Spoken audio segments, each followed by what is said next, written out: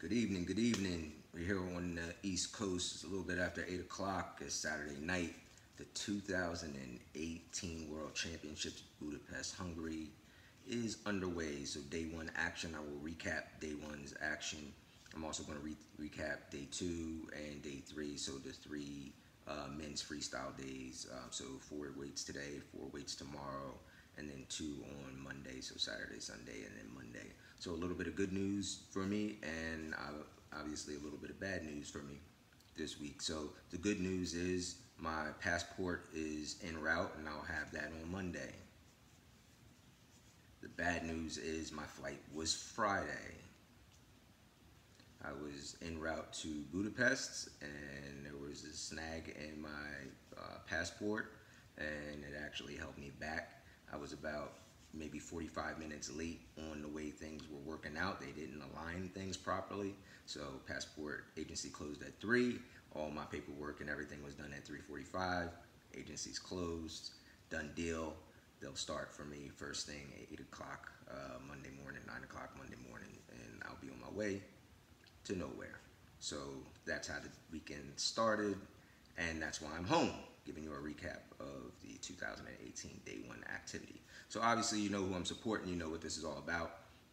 Johnny J. Rock Johnson, Raw 2 for 1, director, founder, been in business for 24 years. This is my 24th year. Excited about the sport of wrestling, the growth, the development of the sport. Excited to obviously be working with individuals who are working on the world level, Olympic level, freestyle, so on and so forth. The women's game is growing, so part of that, helping out and assisting with the young ladies that are trying to get their feet on the ground as far as freestyle wrestling in the women's game. New Jersey high school state that I went to, or state that I attended high school, actually having championships now, so for women. So that's also very exciting. So you're getting to see a lot of development and growth with the sport, taking the next step, and I think we're just getting bigger and bigger and bigger. I mean, it's getting better on top of that. So let's kick this thing off. 2018 World Championships, Budapest, Hungary. I'm going to go down the weight classes. So the weights that competed today: 61, 74, 86, and then obviously heavyweight. So I'll give you a little bit of everybody. 61 kilos. I predicted this one. This is the weight that I was actually on point with. So didn't necessarily fall in line so much with the other weights, but 61 was a weight class that I predicted. I predicted the two finalists. So I already knew that Bonnie from Cuba was going to make the finals. I already knew that Rashidov from Russia was going to make the finals. So Rashidov is returning world silver medalist. He lost to Hassi Aliyev from Azerbaijan in the finals last year, and Bonnie Rodriguez is a two-time bronze medalist. He's been around for a long time. He's a veteran. He's 34 years old. So I would venture to say, without even looking, he's the oldest finalist that we're going to have. Obviously, for tomorrow, he's the oldest finalist, but I would predict that he's going to be the oldest finalist over the course of all of the finalists besides women in Greco. So for freestyle men, he'll be the oldest. So 34 is he's been around a long time. He's wrestled a lot of people. He has a wealth of experience, and he's going to have to put that to work tomorrow night as he wrestles Rashidov. Rashidov is a monster. So the matchup is pretty simple. So if we go by the finals matchups only, I'll get to that a little bit later. But the matchup for those two is peculiar because they both have lost to the same guy. They do have a common opponent in Hassi Aliyev, and both of them have lost to Hassi Aliyev. So Bonnie Rodriguez has lost to Hassi Aliyev twice in semifinals at World Championships. Hassi Aliyev is now at 65, so he doesn't have that concern. And then obviously Rashidov doesn't have that concern. He lost to Hassi Aliyev in the finals last year. Hassi Aliyev up at 65. So let's go down to weights. Let's go through the bracket. So it was a very interesting bracket for 61 because you did have a couple of stars in there, those two, and then you had some up-and-comers. So we had a surprise guy with Joe Colon. So Joe Colon, a UNI guy, Northern Iowa. He was actually kind of pulled in through the back door because Nashon Garrett couldn't compete. Nashon actually qualified for the weight class at 61. He won Final X, but an injury hurt him and he wasn't able to compete. So that was a little bit bothersome for me. I was excited to look forward to Nahshon competing. He's an open stance guy. He's a stance in motion guy. He creates angles. He's an offensive guy. He's very aggressive, a Cornell guy. Even though he's a Cali boy, he's at Cornell, so he competed in his collegiate days on the East Coast. So he's been around. He's fun to watch. And but Joe Colon is and I talked about this a little bit with JB. JB really likes him. He's always liked him. Joe Colon is fearless. So it was good to see Joe Colon come out in this event, put some fear in some people's hearts, and make a nice little run, a deep run in this event. He still has a chance, but there was a nice deep run for him at this World Championship. So 61 was interesting. You got the two guys that you already knew were going to be the two horses, and then you were going to have some extra names pop up that you knew were going to be competitive at 61. So let me throw a couple names at you. So obviously, you know, Bonnie Rodriguez was 3-0. He's 3-0. That's how he made it to the finals. Same thing with Rashidov. He's 3-0. I think Rashidov might even be 4-0, so let me double check. No, Rashidov was also 3-0. So they're both 3-0 heading into the finals. Rashidov really hasn't had a close match besides his first match. Fresh off the scales. So we have to factor that in. So you know there's going to be some tough battles for some people. You may even see some upsets early in this tournament on the early rounds or a round or two into the event, because these guys are fresh off the scale. So the guys that are really making a cut, we know Rashidov is making a cut. So for him, you know that was going to be a difficult spot for him. Right up fresh off the scales, he won 2-1, but then he came back. He looked strong, 12-0 and 10-0. So he's looking good. The guy that he beat, Lamtadze from Georgia. Georgia is making a strong run team-wise in this event. Rashidov teched him in the semis, and Bonnie Rodriguez is 9-4 in the semi. He beat Cologne. 10-8 his quarterfinal match, and then 7-0 or 4-2 was his first match. So fresh off the scales. 4-2 tight match. Same thing with what you see with Rashidov, fresh off the scales, 2-1. So that is not uncommon. You will see that throughout the tournament. I mean, guys that are fresh off the scales are going to have some difficulty. I'll get to the finals a little bit later, so let's return to that. Let's jump real quick to 74 kilos. I'm just going to move up 61, 74, 86, and then the heavyweight. So 74 kilos, obviously, JB 74 kg, that's who I'm representing, but he did get beat in the quarterfinals that prevented him from getting to the semifinals to compete against Frank Camizo. So obviously, let's look at that weight so that you understand. So 74 is just one of those weight classes where everybody on one side of the bracket seemed like the horses. So that's where it seemed like the horses were. So the horses were at 74. Everybody was with JB's side. You had Frank Camizo on that side. And then Demirtas, which was who I would have picked to make the finals. That's who I picked to make the finals. So Demirtas got beat in the semifinals. So let's break this thing down real quick. So Frank Camizo comes out. He's the top seed. He's actually won everything, and he actually has a win over JB this year as well. So at the Dogu tournament. So Camizo comes out. He starts off 2-0, 3-0, 9-0 first round, 5-1 second round, 6-1 third round. Camizo, by the way, is not making the heavy cut, so you could see that he's not having an issue there. He's moved up. He was 65 when he first, well, actually, he was 57 when he started, 57 kilos, and then he moved up to 65, and then he moved up to 70, and then now he is 74. I doubt this guy is missing a meal anywhere, so that's good for the sport, as you can see. So Camizo went 3-0 to start things off. He ran into Sadakov. Now the reason why, and I'm going to tell you why this weight class was interesting, is because Sadakov is an interesting person because he's a Russian that's in this bracket, but a lot of people haven't heard of him.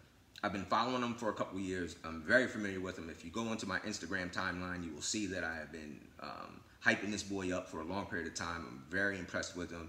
And what I do like about him, he's another guy. He's not missing any meals. He's not cutting weight. He's not one of those guys. He's not big. He's very unassuming. But when he comes to the mat, what he does bring to the table is a pace that is unmatched. I mean, his pace is off the charts. So unlike Frank Camizo, whose pace isn't like that, Frank Camizo is more of a spurts guy. JB does have also a high pace, so you see that similarity with him and Sadakov, the Russian. But what Sadakov did do is he already had a win over Frank Camizo. He already has a win over Sabalov. That's how he won Russian Nationals. He's a two-time Russian national champ.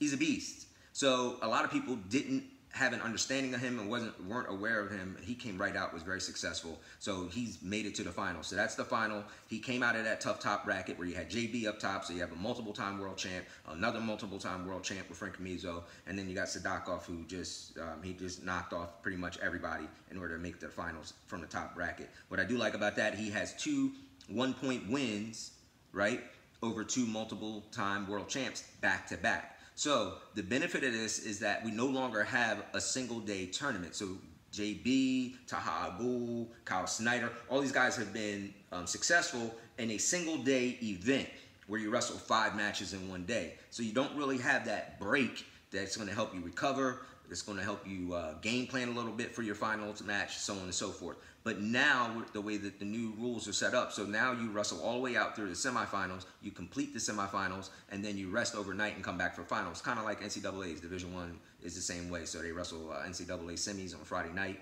you rest and relax, come back Saturday night and wrestle the finals. So that's how things are set up here. So this, I think, benefits Sadakov because he had 2 back-to-back battles, 1-point matches, with obviously 2 of the best, probably 2 of the top 5 wrestlers in the world, which is obviously JB and Frank Camizo. So he did that, 2 one-point matches, 6-5 over JB, 3-2 over Camizo, and then that puts him in the finals. So, but he gets to rest and relax and then come back tomorrow against Chinchadze. So Chinchadze from Georgia, I wouldn't have picked him. I picked Demirtas on the bottom bracket. So I thought that was an easy pick. So where I went before the event started, I went, so 61, you saw who I picked. I picked the 2 guys that made the finals. So in this particular weight class, what I went with was JB up on the top bracket to knock off Camizo in the semifinals, and then also on the bottom bracket for Demirtas, the Turk, to make it to the finals. So that's what I assumed would be the final at this. So strangely enough, Demirtas got pinned in the semifinals. He was losing. He tried to go for something late, but it wasn't close enough. He was not going to win. So Chinchadze pulled that out. So Georgia's looking good here, and then Sadakov, the Russian, coming through up top, and probably the biggest surprise of almost any world championship, for you knock off 2 multiple-time world champs back-to-back in 2 battles. And then, like I said, the benefit of sitting back and relaxing overnight, resting and recovering, and coming back with a 2-kilo improvement or growth improvement for weight class tomorrow. Not a big issue for him, but it's good for everybody to rest and recover, and he'll be able to do that, and he'll come back tomorrow night, so things will be interesting. So we'll have Sadakov and Chinchadze, Georgia and Russia in the finals tomorrow at 74. Let's jump to 86. So 86, you have Erdin from Turkey. So this is, I'm just going to put this out there. I've been seeing pretty much, I'm reading everything, I'm seeing everything, and a lot of the hype is about, right now, obviously, as it should be, David Taylor knocking off Hassan Yazdani.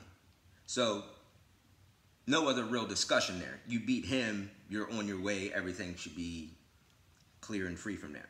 What I am hearing is that when he wins his quarterfinal match, and then when he wins his semifinal match, that he's on his way to the finals. So that's usually what happens when you get a semifinal win, is that you're on your way to the finals. Folks, you can stop. This tournament's over. David Taylor is your let's do this now. Let's get it out of the way. I don't know if they have an award they want to hand out to him, if they want to hand him a medal or whatever, but your 2018 86-kilo world champion from the United States of America is David Taylor. It's over. It's over. He's already competed against this wrestler. He's already pinned this wrestler. Now, listen, you can catch people and pin them. We've all seen that, right? So you don't know what the score was when you're looking at the little box score. You don't know what's happening. David Taylor was mauling this individual before he pinned him. This was not a close match. Tomorrow night, it is not going to be a close match. David Taylor is going to rip his arms off of his body, throw his arms into the stands, knock over people's popcorn and soda, and destroy this human being's soul tomorrow night. It's a wrap. That's 86. Once you beat Hassan Yazdani, once you show me that you can knock this man off twice, which he has done now twice in the same year. He pinned him the first time. Yazdani moving up from 74 to 86 is 25 pounds, 24.2. It's tough. That's hard to do. Just like when David Taylor moved up from 74 and he tried to jump up. He had a lot of difficulties. It's tough jumping weight. I mean, it's not like high school. It's 5 pounds. You know, I'm gonna go for in high school 130 to 135, 132 to 138. I mean, it's easy to do that.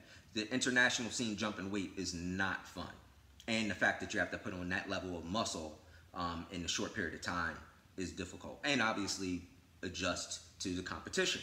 So a lot of that stuff. So David Taylor understands the jump, so he beat Yazdani early, and then